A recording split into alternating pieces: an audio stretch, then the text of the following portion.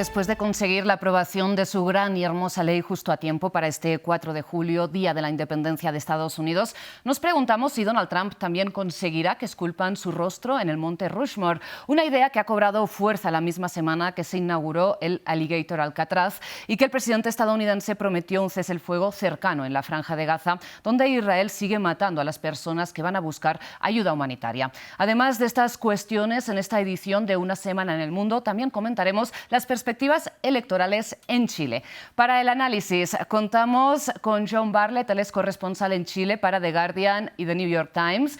También tenemos aquí en el estudio nuevamente a Marta Moya Domínguez, no hacen falta muchas presentaciones, periodista de France 24, y a Felipe Cifuentes, director de la carrera de Relaciones Internacionales de la Universidad Javeriana de aquí de Bogotá. Marta, Felipe, John, muchísimas gracias por aceptar esta invitación a Una Semana en el Mundo de France 24. Antes de entrar en esta discusión, les recuerdo a ustedes que si bien ya saben que pueden recuperar este y todos los programas de France 24 en nuestro canal de YouTube y también en nuestra página web, ahora pueden volver a escuchar Una Semana en el Mundo en formato podcast a través de las principales plataformas de streaming de audio. Son las que ven ahí en sus pantallas. Ahora sí, vamos a empezar la discusión con la mirada puesta en Estados Unidos, como decíamos, con la nueva gran y hermosa victoria de Donald Trump.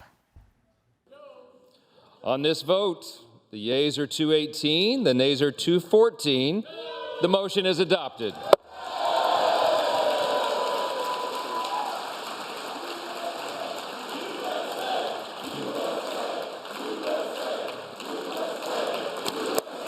Veremos cómo compartió su euforia la Casa Blanca por la aprobación de este nuevo marco legal de casi 1000 páginas que extiende recortes de impuestos a grandes fortunas y corporaciones, que aumenta los presupuestos de defensa y de seguridad fronteriza y recorta en el ámbito social. Veamos. Oh my God! Okay, it's happening. Everybody stay calm. What's the procedure, everyone? What's the procedure? Stay calm. Wait. Boom! Nailed it. We did it. What? Like it's hard?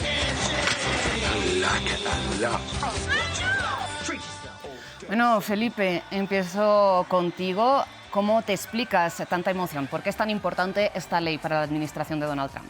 Digamos que con las buenas tardes para todos, para todas los invitados y todos los televidentes, quisiera decir que esta grande y hermosa ley que está pasando ahorita en el gobierno de Trump tiene que ver sobre todo con la disciplina. Eso tiene que ver, la alegría tiene que ver con eso, la disciplina partidista que pudo imponer Donald Trump. Las últimas semanas fueron de duros comentarios contra posibles disidentes y al darse cuenta efectivamente esta semana con la votación en el Senado, pero también en la Cámara, pudieron pasar adelante, pudieron sacar adelante esta bella y hermosa ley, como le dicen, pero además cumpliendo unas promesas de campaña, las promesas de campaña que tienen que ver con los temas de impuestos, que tienen que ver con los temas de la inversión en armas, en seguridad, pero también con el tema de la inversión en frontera. Digo que esos tres asuntos son muy importantes, temas fuertes y pilares de la campaña de Donald Trump que ahorita está haciendo realidad. Bien, le traslado esta cuestión a John. John, ¿consideras también que con la aprobación de esta ley Donald Trump ya ha vencido a la poca disidencia que pudiera quedar dentro del Partido Republicano y que se opuso a esta legislación? Sí, buenas tardes. Gracias también por la invitación. Me interesa mucho eso. O sea, yo creo que es una pregunta también para el panel, los otros panelistas también, que parece un poco contrafactual, ¿no? Lo que ha pasado, o sea, lo que contiene esta ley que ha aprobado en Estados Unidos. Porque, o sea, su base del nuevo Partido Republicano, o sea, esa ley muchas cosas que contiene va directamente en contra de sus intereses. O sea, en general son, o sea, como los cortes o sea, como cuidado de salud, por ejemplo, en áreas rurales, por ejemplo, que igual es una gran parte de su base. Eso va a afectar mucho a la gente que en muchos casos votaron por el mismo presidente Trump. Así que eso me interesa mucho de esa ley y también o sea, cortando los impuestos para los ultra ricos en el país también. Eso también es algo que va bastante en contra de lo que la gente votaba. O sea, dado que Y hoy día en Estados Unidos, como esa gente se ha trasladado mayoritariamente al Partido Republicano. Así que sí, me parece muy interesante que se ha pasado ahora. También el presidente le gusta mucho esas como muestras muestras grandes, o sea, vamos a hablar de otro también en el Monte Rushmore también, Sí. o sea, otra cosa que se ha hablado mucho. Pero el 4 de julio obviamente es un día muy importante en el país y, o sea, apuraron bastante para firmar ese mismo día. Así que sí, es muy interesante lo que está pasando en Estados Unidos con esa ley y bueno, va a John, cambiar pues el país para ahora hablaremos las décadas precisamente de esta idea de esculpir el rostro de Donald Trump en el Monte Rushmore, pero antes de cambiar un poco de tercio, Marta, quisiera comentar contigo que precisamente Elon Musk ha sido una de las voces más críticas con esta ley cuando todavía era un proyecto. De hecho, desató eso, la guerra abierta entre Donald Trump y Elon Musk a través de Twitter. Recordemos que Musk acabó acusando a Trump de estar en los papeles de Epstein y que Trump ha acabado, digamos, amenazando veladamente con que podría deportar a Elon Musk. Antes de entrar a este comentario, quisiera que viéramos un mensaje que ha publicado Musk en su red social este mismo 4 de julio, en que comenta: el Día de la Independencia es el momento perfecto para preguntar si quieres independizarte del sistema bipartidista, algunos dirían unipartidista. Deberíamos crear el Partido América, y a continuación pone una encuesta que ya saben que para poder ver, ¿no?, en qué porcentaje van los votos hay que votar. Entonces nosotros hemos puesto que sí por poner algo y resulta que con menos de 400.000 votos hay el 62% a favor y el 38% en contra. Él mismo matizó: una forma de lograrlo sería concentrarse en solo 2 o 3 escaños del Senado y entre 8 y 10 distritos de la Cámara de Representantes. Dados los estrechos márgenes legislativos, esto sería suficiente para ejercer el voto decisivo en leyes controvertidas. Marta, ¿crees que esto puede ser una realidad? Lo veo complicado, Rosa. La verdad, el sistema bipartidista en Estados Unidos está muy asentado históricamente. Todas las opciones que se han puesto sobre la mesa a lo largo de los años de crear partidos alternativos que representen a esa no diría minoría social, sino un grueso de personas que no se sienten ni identificados con los republicanos ni con los demócratas, han fracasado en el intento. Esto es verdad que se eleva a otra categoría, que es la del show, que nos ofrece siempre Elon Musk en esta relación y tira y afloja, no solo con Donald Trump, sino en toda la esfera política de Estados Unidos. Así que lo veo muy difícil, pero por otra parte siempre hay que tener una ventana abierta a la esperanza de que esto pueda ocurrir y ver qué consecuencias, ¿no?, puede tener en un país también muy altamente polarizado en Estados Unidos, que lo que viene a sumar este tuit de Elon Musk es más polarización, claramente.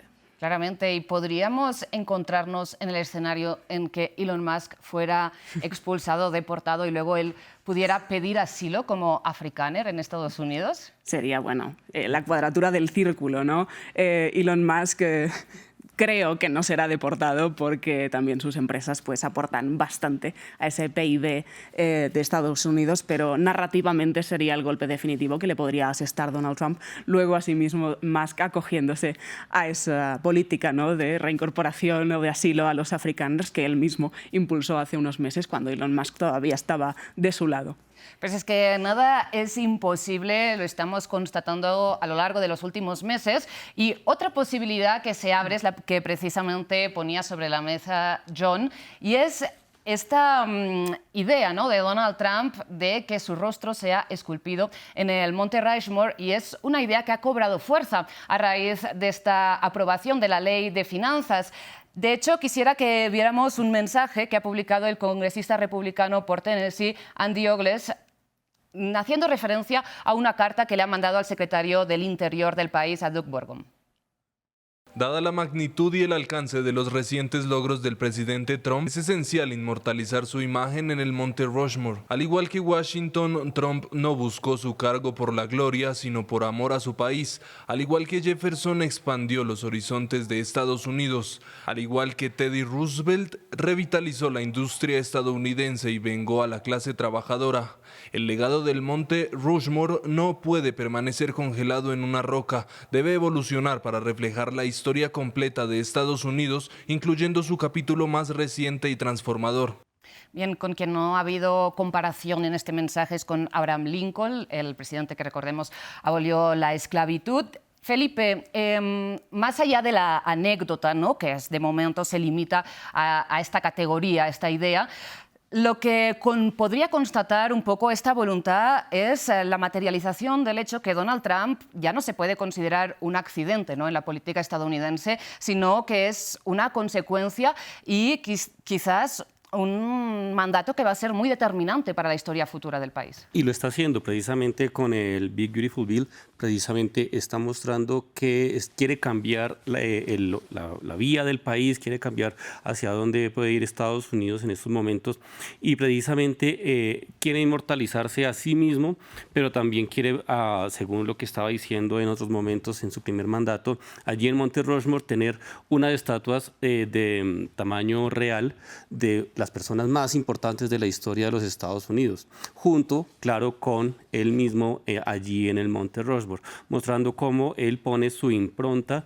en la historia del país y cómo inmortaliza su cara junto a los padres fundadores y a los que hicieron de este país pues lo que es hoy día.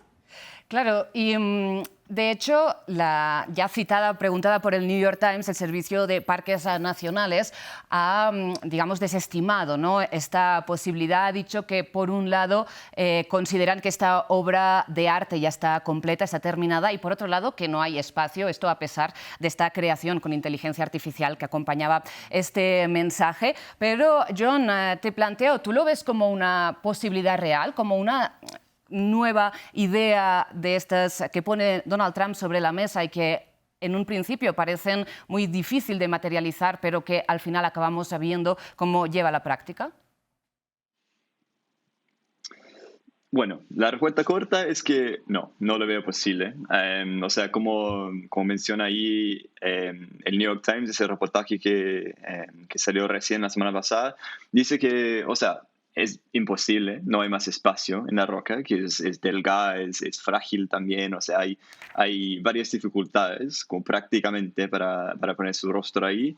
Eso es por un lado. El otro lado, o sea, yo creo que esas son las conversaciones que le gusta a Trump empezar cuando hay otras cosas pasando también que están un poco más fuera de su control. Así que, o sea, hay ese dicho que está cada vez más repetido en Estados Unidos, que hay que como tomarle en serio, pero quizás no tomar todo que dice tan literal como otros políticos, porque yo creo que lo que ha hecho Donald Trump en particular es cambiar la forma o dominar y tiene sí, es un dominio del arte de comunicación política en Estados Unidos, pero también como captiva al mundo también cuando dice esas cosas.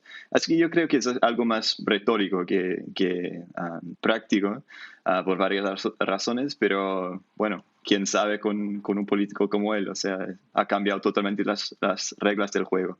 Claro, porque una también idea que parecía difícil, ¿no?, de que se viera materializada era esta idea de Alligator Alcatraz, de esta Alcatraz de los Caimanes, que sin embargo ya ha sido inaugurada esta misma semana. A continuación podemos ver las imágenes de un grupo de operarios que ya están instalando este mismo cartel, ¿no?, que indica este centro penitenciario, centro de detención de inmigrantes. No sabemos del todo cuál es la categoría de esta instalación, pero ahí lo van a ver, como ponen este mismo cartel. Mira, ahí lo tienen en sus pantallas. Y sin embargo, recordemos las imágenes con las que la Casa Blanca y el Departamento de Seguridad Interior había promocionado esta creación.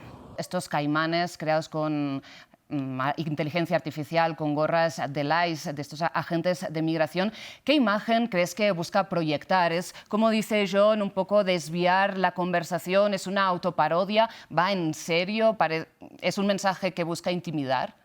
Yo creo que ambos, ¿no? O sea, por una parte creo que es paródico que el ICE esté publicando este tipo de imágenes, pero a la vez nos da muestra de la dimensión a la que puede llegar esta política antimigratoria tan vulnerable, ¿no? O sea, tan vulnerante, perdón, con los derechos humanos de esos migrantes indocumentados que están en Estados Unidos y a los que Donald Trump ha puesto totalmente en la mira.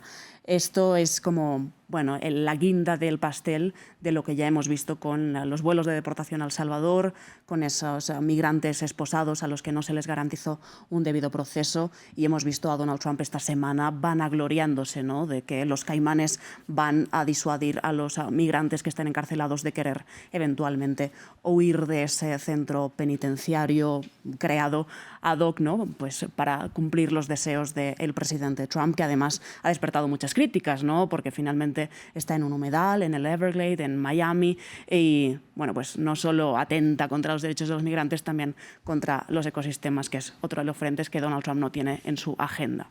Para nada, Marta. Y es que, bueno, es lo que tú comentabas, ¿no? La idea sería que las personas que intentaran escapar se vieran atacadas por los caimanes o, digamos, las pitones. Otra fauna que pudiera encontrarse en el lugar, esto a pesar de que también, pues girando un poco el punto de vista, los expertos zoológicos del lugar insisten en que tienen mucho miedo de las personas, ¿no? También estos animales, pero bueno, tampoco es cuestión de cambiar el foco, que aquí el foco es la deshumanización total de las personas que se van a encerrar ahí, que como decíamos, no se acaba de entender si sería una cárcel de alta seguridad o un centro de detención temporal. En todo caso, sigamos hablando de los planes de Donald Trump, porque esta semana ha insistido en que nuevos países, muchos países, podrían unirse a los llamados acuerdos de Abraham. ¿De qué países podríamos estar hablando, Marta?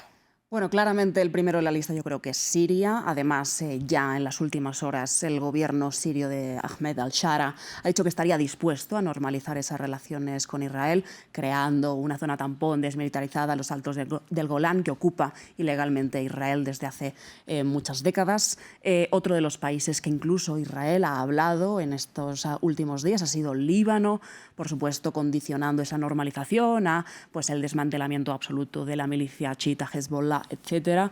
Y, por supuesto, el foco final de estos intereses de Donald Trump en este plan de normalización de relaciones entre países árabes de Medio Oriente y Israel es Arabia Saudita, ¿no?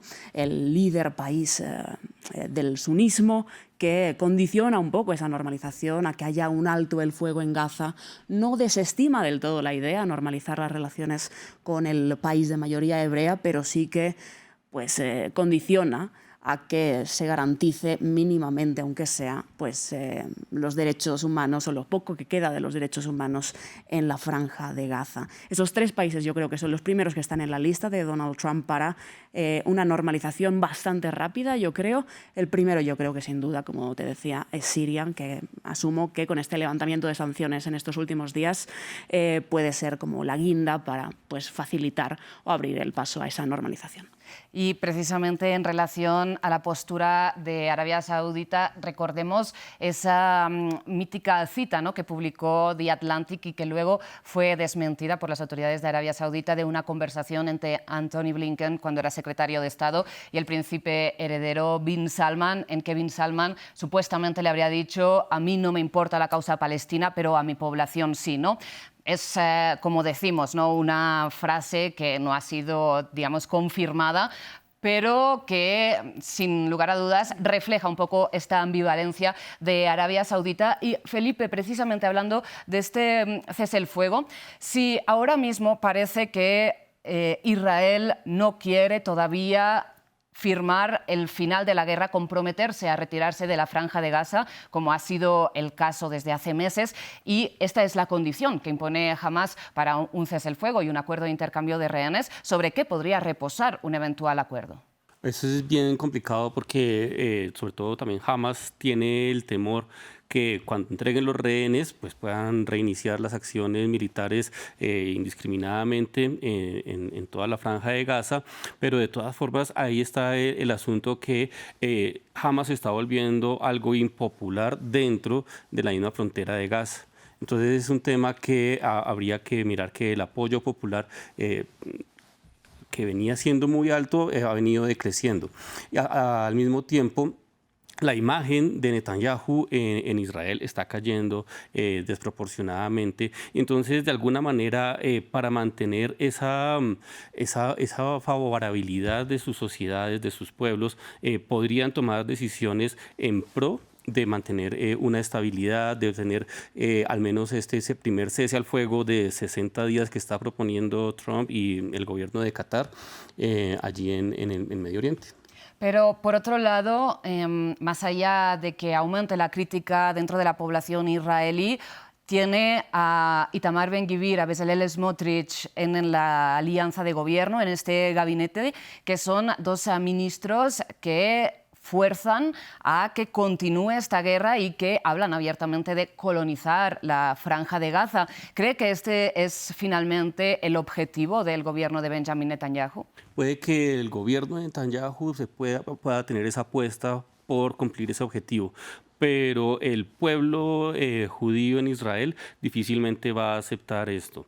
Digamos que nosotros no podemos pensar que Netanyahu es el típico estereotipo de los judíos, porque dentro de todos los pueblos en general hay muchísimas diferencias. Y como lo venía diciendo, hay quienes no están de acuerdo con las ideas, con las prácticas, con los adelantos militares del ejército israelí en la Franja de Gaza. Entonces, de alguna manera podría generar una muy mala imagen. Pero asimismo, Donald Trump le está diciendo tienes que detenerte y pues ya hemos visto con lo que pasó en Irán en las semanas anteriores que tiene un poder de persuasión. Trump tiene un poder de persuasión bien importante en el caso en que Netanyahu de pronto quisiera avanzar en cumplir el objetivo de la colonización de esta franja.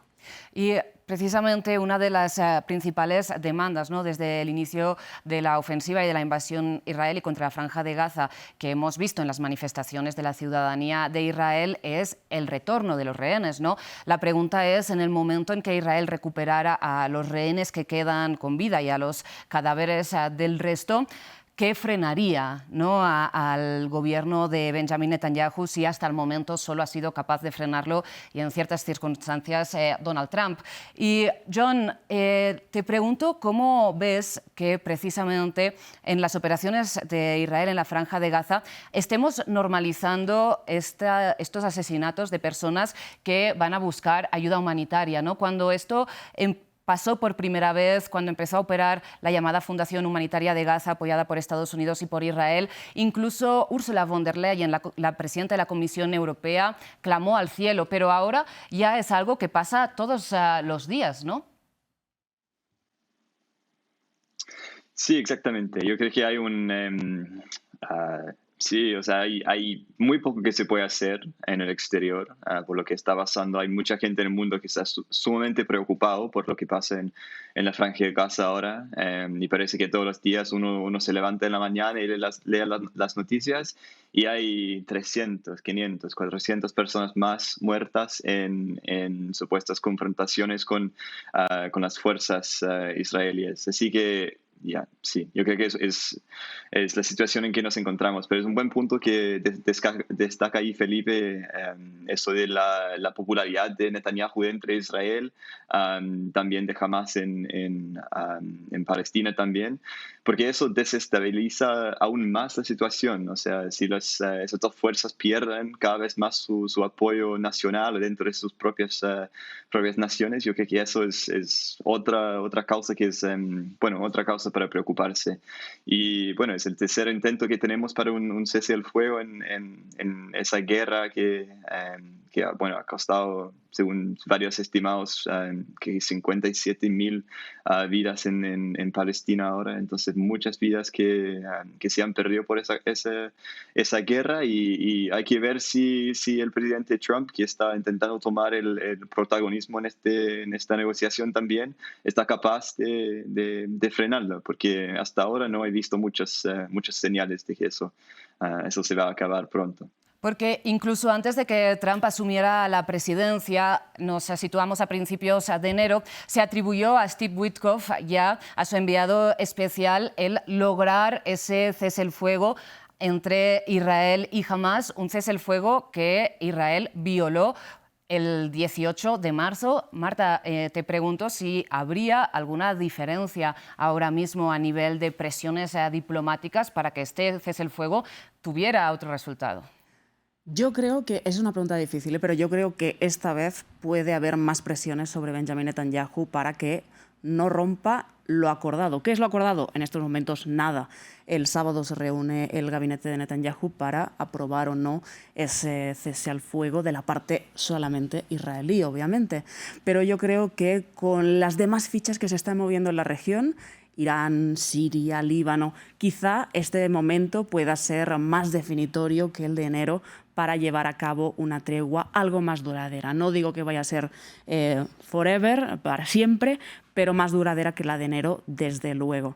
Ahora bien, estamos hablando de que Trump es el valedor de Netanyahu a nivel exterior, pero a nivel interior, Netanyahu sobrevive por una coalición, ya lo mencionabas, Smotrich o Itamar Ben-Gvir, y si ellos no están satisfechos con lo que se espera de Netanyahu a nivel interno, pueden romper la coalición y que Netanyahu deje de ser primer ministro y a la espera de a ver quién sube, ¿no? Por tanto, hay una cosa que es a nivel internacional, a nivel externo, otra cosa es a nivel interno, cómo se mueven esas fichas. Pero yo creo que esta vez sí que puede haber más presiones, y ya lo hemos visto en Irán, para que Israel acate un poco lo que propone Steve Witkoff para esta pausa temporal, recordemos. Y respecto a lo que comentas, ¿no? Es que precisamente Ben-Gvir volvió a la coalición a raíz de que Israel retomó la guerra. Exacto.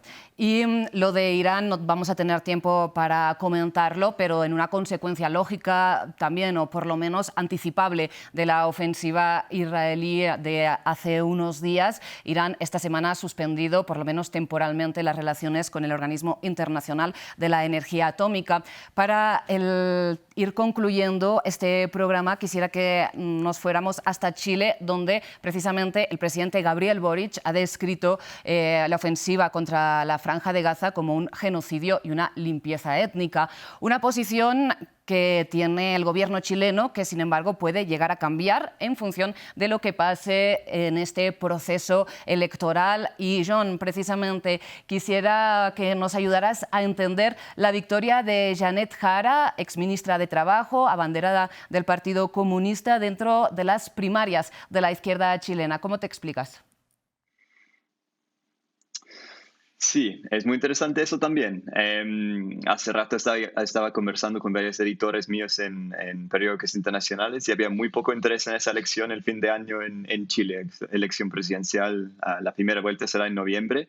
Ya tuvimos la primaria en la izquierda. La derecha ya tiene 3 candidatos más o menos fijos que van a pelear esa elección. Pero ahora Janet Jara sí ganó la primaria, que fue más o menos inesperada. Aquí en Chile. Yo creo que mucha gente creo que Carolina Toá, que era ex ministra interior de Gabriel Boric, iba a ganar. Era una candidata un poco más centrista, la Toá, y ahora la candidata para las presidenciales será Janet Jara, que es ex ministra de Trabajo y Pensiones en Chile también del gobierno de Gabriel Boric. Lo que sí es interesante ahora es qué va a pasar con su militancia comunista, porque se ha hablado, pero no hay nada confirmado todavía, de que se puede bajar su militancia o suspender su militancia de alguna forma, porque Chile es un país en que ganar una elección presidencial, y es la segunda persona en la historia para pelear una elección presidencial siendo comunista. Ganar una elección presidencial siendo comunista es algo sumamente importante, y yo creo que para mucha gente que no sabe el contexto en Chile, quizá es una sorpresa que alguien de la extrema izquierda puede llegar tan lejos en una corrida así. Pero en Chile el Partido Comunista es grande, tiene gran participación ciudadana, siempre moviliza su voto muy bien, y eso es lo que pasó el fin de semana pasado, porque había baja participación, pero la candidata Jara ganó más que 60% de las preferencias. Y ahora quizás se va a bajar o suspender su militancia en el Partido Comunista para trasladarse un poquito más al centro de la política. Yo creo que eso es lo que va a definir aquí en Chile, porque tenemos 2 candidatos de extrema derecha, una ahora de la izquierda mucho más radical que el presidente Boric mismo. Así que eso va a ser muy interesante ver quién puede dominar esos votos en el centro de la política aquí en Chile. Pero ya, es muy temprano para decidir.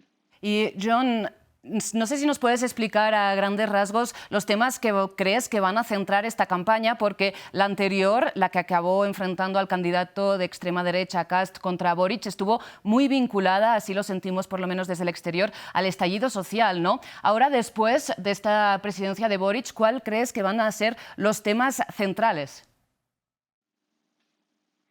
Sí, claro. En la elección pasada, como bien dices, el estallido social, que fue ese periodo de protestas nacionales que sucedió aquí en Chile, todos pensábamos que eso había cambiado, o sea, dramáticamente la política en Chile, pero eso ya nos parece un sueño lejano, algo que ya pasó hace mucho tiempo. Ahora yo creo que o sea, la migración en Chile es un tema que se ha surgido, o sea, en la elección pasada también, pero en estos años del gobierno también.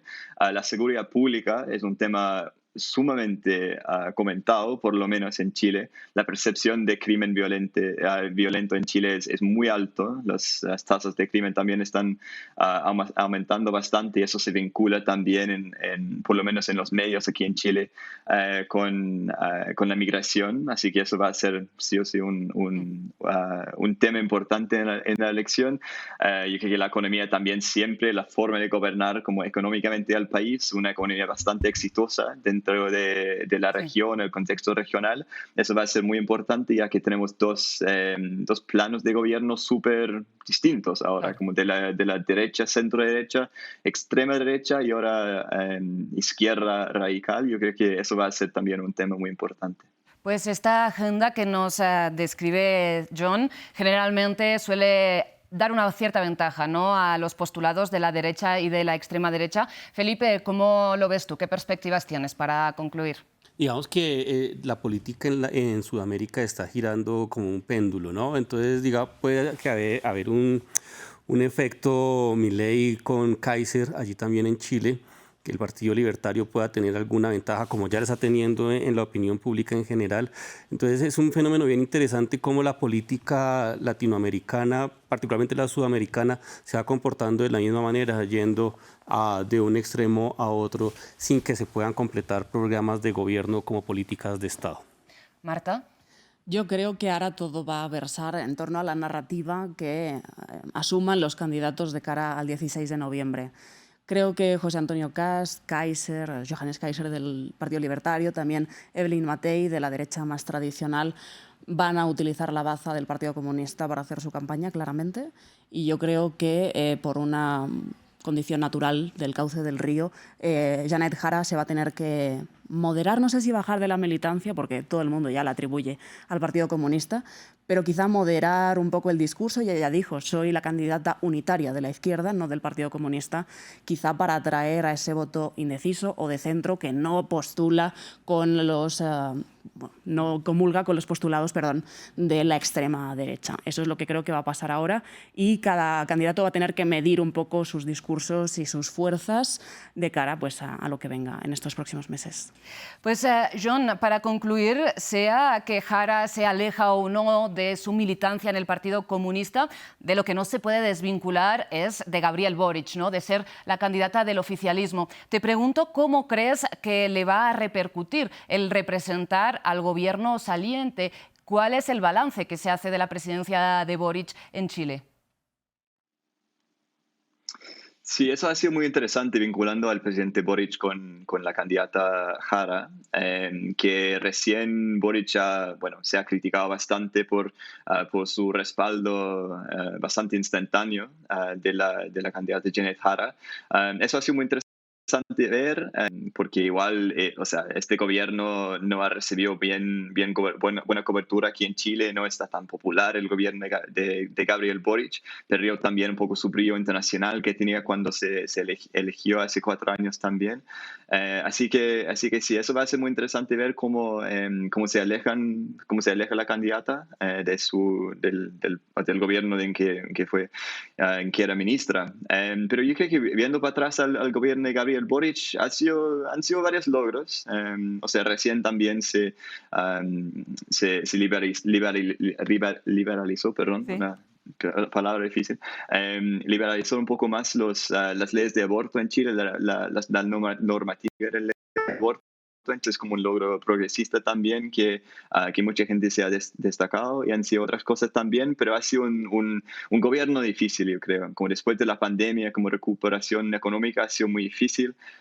También tener el Congreso en contra también no ha sido muy fácil tampoco para él, así que sí, ha cometido muchos errores el presidente que ahora sale de la moneda, la casa presidencial en Chile, pero también han sido varias cosas también que se ha logrado, pero no han recibido tanta cobertura como uno esperaría antes cuando se eligió.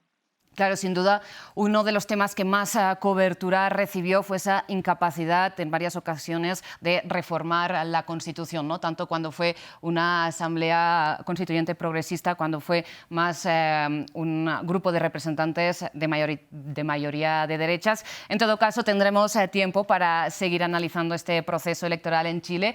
John, muchísimas gracias. Felipe, Marta, ha sido un placer escuchar sus análisis aquí en Una Semana en el Mundo de France 24. Antes de terminar, como siempre, el agradecimiento es para la producción, para el equipo técnico, la producción de invitados y a ustedes, como siempre, por su atención.